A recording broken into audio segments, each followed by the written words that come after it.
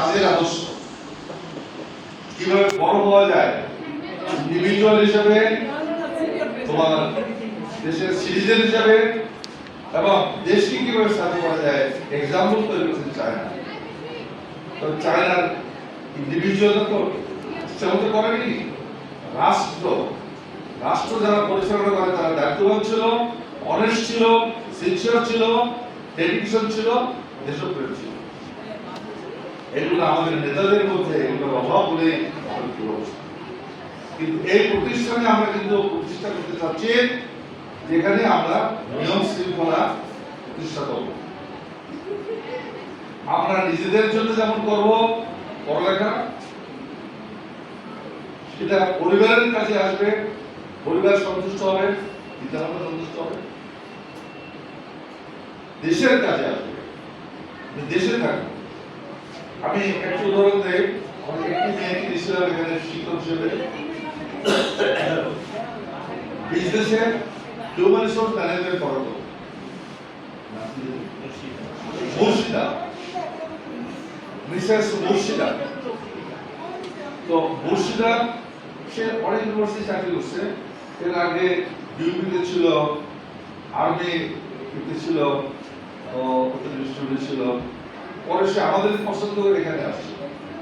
তার এটা হয়ে গেছে, সে গভর্নমেন্ট স্কলার, গভর্নমেন্ট স্কলারশিপ নিয়ে গিয়ে সে মাস্টার্স শেষ করছে। আমার সাথে প্রায় কথা হয়। আমি জিজ্ঞাসা করছি, মুর্শিদা তুমি কি আসবে? বলছে আসবো, আমি আসবো ইনশাআল্লাহ। আমি আইসিতে ভালোবাসি, এটা বড় কথা। এরকম যারা বিদেশে যাচ্ছে, যেহেতু আমার টিচাররা খুব স্কলার, তারা সবাই বিদেশে চান্স পেয়ে যাচ্ছে, কিন্তু হায়ার এডুকেশন নিয়ে তারা চলে আসবে। আমি একটা এনভায়রনমেন্ট এখানে তৈরি করছি ইনশাআল্লাহ আপনাদের সহযোগিতা নিয়ে, যে এখানে একাডেমিক কাজকর্ম চলবে, রিসার্চ মানে গবেষণা চলবে, পাবলিকেশন হবে, এবং বাইরের দুনিয়া জানবে যে এই বিশ্ববিদ্যালয়টি ভালো বিশ্ববিদ্যালয়। এখানে একাডেমিক কাজ, রিসার্চের কাজ, পাবলিকেশনের কাজ আশানুরূপ হচ্ছে। এই জিনিসটা চাচ্ছি ইনশাআল্লাহ। আমাদের তরুণ শিক্ষকদের জন্য এটা দরকার, এবং আমাদের যারা ছাত্রছাত্রী, যারা একটু সিনিয়র ছাত্র, তাদের জন্য এটা দরকার যে তারা নিজেদেরকে গবেষণায় ডেডিকেট করে। তো আমি আর 1 মিনিট সময় আছে, আমি আশা করব তোমরা ভালো সিটিজেন হিসাবে নিজেদেরকে তৈরি করবে, নিজেদেরকে ভালো সিটিজেন হিসাবে তৈরি করবে, দেশের জন্য, পিতামাতার জন্য, মানে পরিবারের জন্য, এবং নিজের জন্য অবশ্যই নিজেদেরকে তৈরি করতে হবে। এই ক্যাম্পাসটা হলো একটা আদর্শ ক্যাম্পাস, ক্লাসরুম। আমার দেখা আছে অনেক বিশ্ববিদ্যালয় ক্লাসরুম। আমি বলছি শিক্ষক ঠিক সময় আসবে, ছাত্রকেও ঠিক সময় আসতে হবে। একটা সময় আসবে, আমি নোটিশ দেব যে এই ক্লাস টাইমের একটু দেরিতে হলে শিক্ষক ঢুকতে পারবে না ক্লাসে, ছাত্র ঢুকতে পারবে না ক্লাসে। তার অর্থ ছাত্র শিক্ষক উভয় দিয়ে লেখাপড়া শুরু করবে। লেখাপড়া তোমরা পারবে? তোমরা একটা প্রতিজ্ঞা নাও, ঘুম থেকে সকালে উঠো, প্রেয়ারের কাজ শেষ করো, নাস্তা খেয়ে তোমার গাড়ি ধরো, বিশ্ববিদ্যালয়ে ঠিক সময় এসে পৌঁছাও। ইনশাআল্লাহ আমাদের প্রতিজ্ঞা থাকে আমরা সবাই সাকসেসফুল হব। আজকের অনুষ্ঠান যারা আয়োজন করছে আমি অত্যন্ত আনন্দিত। এর আগে কয়েকবার আসছি, দেখি তার আগে সময় দিত 11টায় শুরু হবে, 11টায় শুরু হবে, দেখি কেউ নাই, 11 জন নাই, 10 জন নাই। তো কাল আমি কয়েকদিন আগে সিদ্ধান্ত দিলাম যে বেশটা আপনারা সবাই দায়িত্ব নেন, সব ছাত্র যেন ঠিক সময় 9:30-এর মধ্যে আসে। তোমরা সবাই আসছো, তোমাদেরকে একটা করতে দেব। এইভাবে নিয়ম আমাদের মানতে হবে, নিয়ম মানতে হবে। এটা বিশ্ববিদ্যালয়, এখানে আসছে আমরা শেখার জন্য, অনিয়ম করার জন্য আমরা এখানে আসি, শেখার জন্য।